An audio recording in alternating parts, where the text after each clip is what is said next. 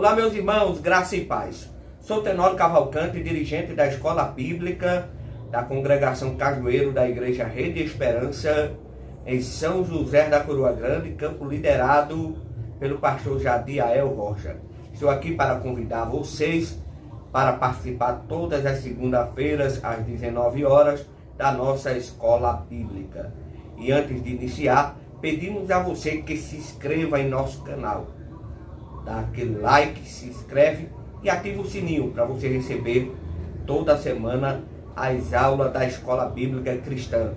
É apenas algumas anotações sobre a revista. E pedimos a você, professor, que seja bastante dinâmico, conquiste seus alunos, faça eles entenderem toda a sua dinâmica, mas que essas dinâmicas tenham um objetivo principal, trazer uma grande verdade para seus alunos. Estamos no terceiro trimestre, na 8ª lição, com o tema Naamã é curado da lepra. Pegue uma caneta, pegue um papel, iremos juntos estudar a Bíblia Sagrada. Será apenas um resumo desta revista. Iremos começar com o texto áureo. Então desceu e mergulhou no Jordão 7 vezes, conforme a palavra do homem de Deus. E a sua carne tornou como a carne de um menino, e ficou purificado. Livro de 2 Reis, capítulo 5, versículo 14. Eu sempre gosto de explicar, quando você for pronunciar na igreja, não se usa a palavra segunda Reis, porque segunda é para carta. Quando você for pronunciar, você pronuncia primeiro ou segundo Reis, porque é livro. Quando usa primeira ou segunda, é para carta. E livro é primeiro ou segundo. Só a nível de conhecimento. Verdade e prática. Deus não opera milagres necessariamente segundo nossas expectativas. Ele faz da forma e no momento que lhe apraz. A leitura bíblica em classe encontra-se no livro de 2 Reis, capítulo 1, versículo 1 a 10, depois versículo 14 e depois versículo 25 a 27. Essa é a leitura bíblica em classe. Iremos agora pontuar alguns pontos bastante importantes desta lição. Vamos logo notar o significado do nome Naamã. Seus pais colocaram o nome Naamã, que tem um significado muito importante notar. E muito importante você transmitir aos alunos. Mesmo sendo da Síria, mesmo não sendo da linhagem de Israel, o nome Naamã significa gracioso, o justo, aquele que é gracioso, aquele que é justo. O primeiro ponto da lição, eu coloquei aqui 3 notinhas.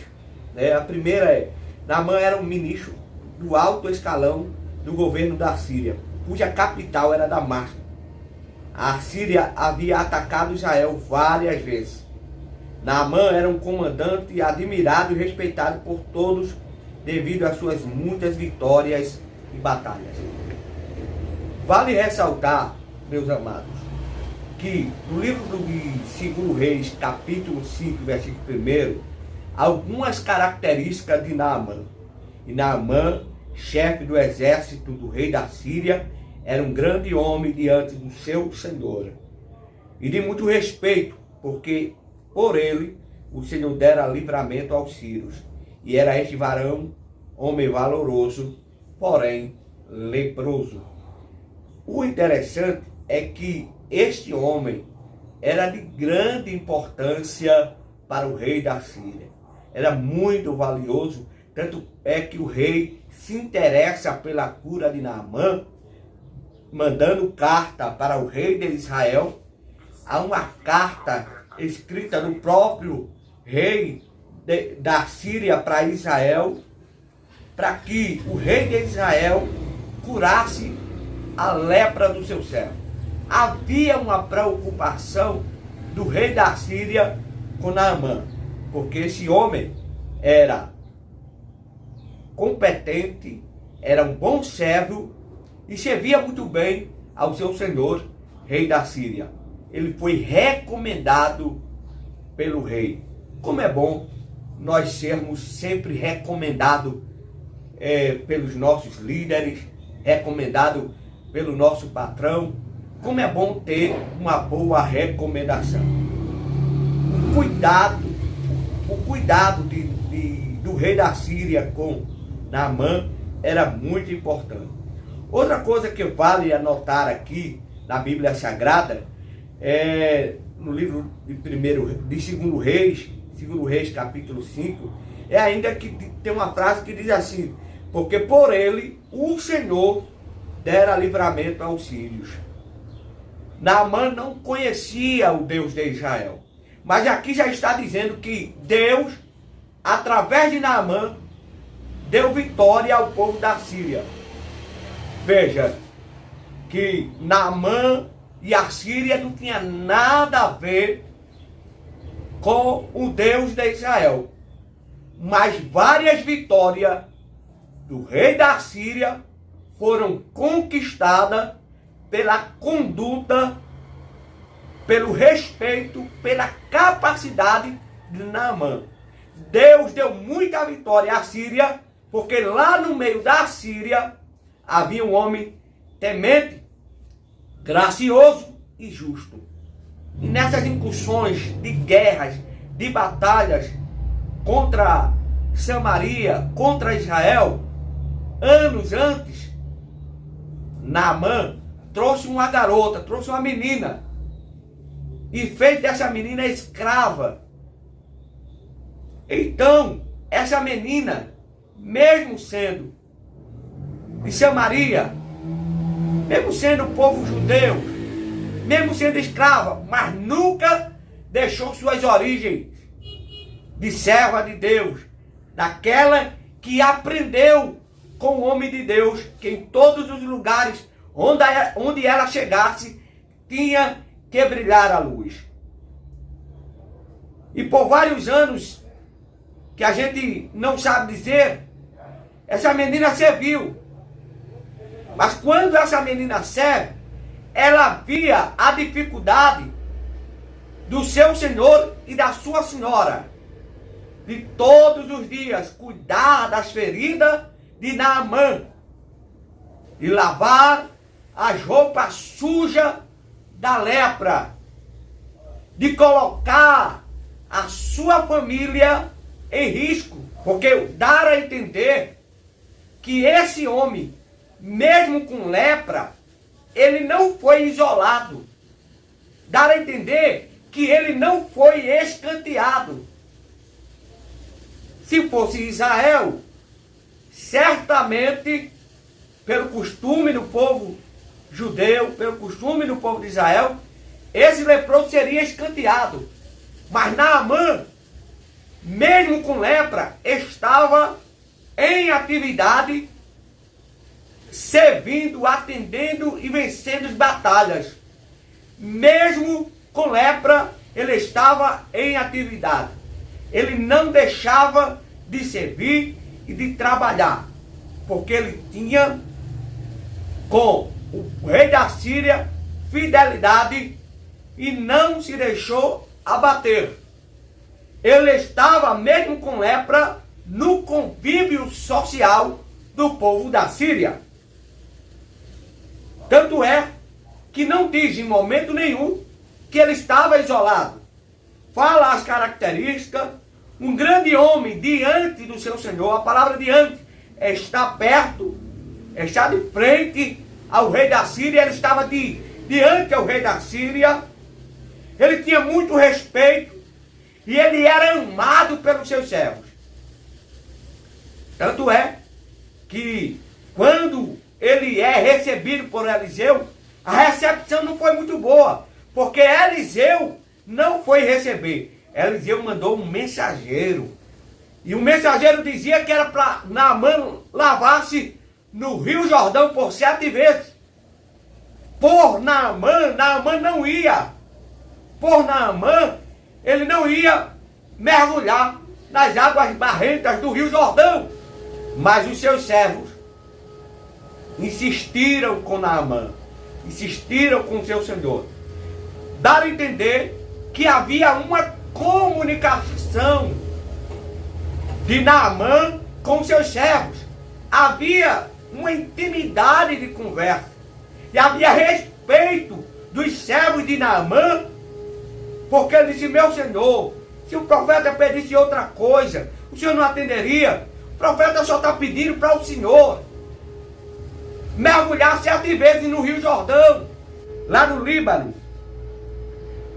tinha o rio Abana, conhecido como atual Barada. Começa nas montanhas do Líbano e corre através de Damasco. Ele poderia mandar para esse rio.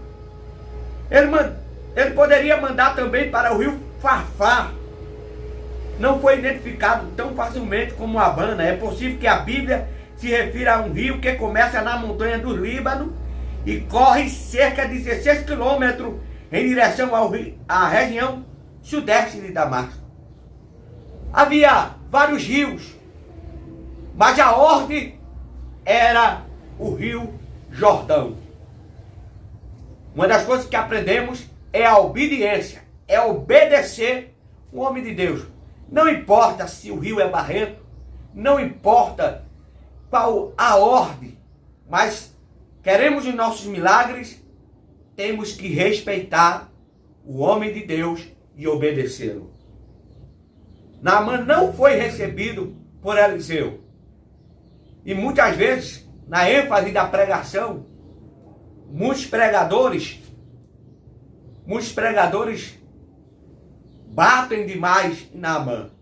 Mas ninguém quer ir na casa de alguém e ser mal recebido. Mesmo que não sejamos nossa casa. Principalmente um homem que estava em busca da sua cura. Estava ansioso pela sua cura. Para sair daquele mal, daquela lepra, que era um homem tão valente, corajoso, servidor, porém leproso. Uma coisa, professor, que você deve notar é que lá no Velho Testamento a gente vê apenas a cura de um leproso. Em Lucas capítulo 4, versículo 27, diz assim: Jesus disse que muitos leprosos havia em Israel no tempo do profeta Eliseu, e nenhum deles foi purificado, senão Naamã, o sírio. O único leproso a ser curado foi Naamã, o sírio. Não houve outro. Quando Jesus cura os leprosos, os fariseus, os sacerdotes da época ficaram abismados, porque muitos leprosos havia em Israel. Apenas Naamã, o sírio, que foi curado da lepra. E agora surge Jesus curando os leprosos. Então você vê a grande importância do que Jesus quis dizer para o povo, que Jesus veio para os seus, mas os seus não aceitaram. Só Naamã, o sírio, foi curado, mas Jesus veio e curou 9 leprosos. Vale notar isso aí. Você lembra daqueles 4 leprosos que estavam distantes, isolados? Eles estavam com fome, além de leprosos, isolados e com fome. Havia fome, porque os leprosos viviam da sobra. Mas a fome em Samaria estava tão grande, que nem estava havendo mais sobra para ninguém. Então os 4 leprosos disseram: se a gente ficar, morre.